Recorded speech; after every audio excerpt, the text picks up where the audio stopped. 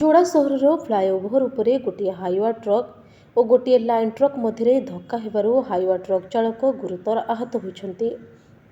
दिन प्राय 11:15 समय रणाशाल आड़ू आसुथिबा हाईवा ट्रक सहित विपरीत दिगरु आसुथिबा ट्रक मुहांमुही धक्का होइथिला। धक्का एते जोरे थिला जे हाईवा ड्राइवर गाड़ी रे चापी होई रहि जाइथिले।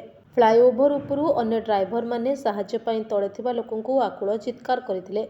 तुरंत घटनास्थल में युवक माने फ्लाईओभर उपरे पहुंची ड्राइवर को उद्धार करी जोड़ा पुलिस को खबर देथिले। घटनास्थल में पुलिस पहुंची ड्राइवर को डाक्तरखाना स्थानांतर करथिला। दुर्घटनाटी एते जोर थिला जे फ्लाईओभर कड़े थिबा सुरक्षा बाड़ जोर घसी हो जाइथिला। एक आसन विपद टळीगला बोली साधारण लोक कहिथिले।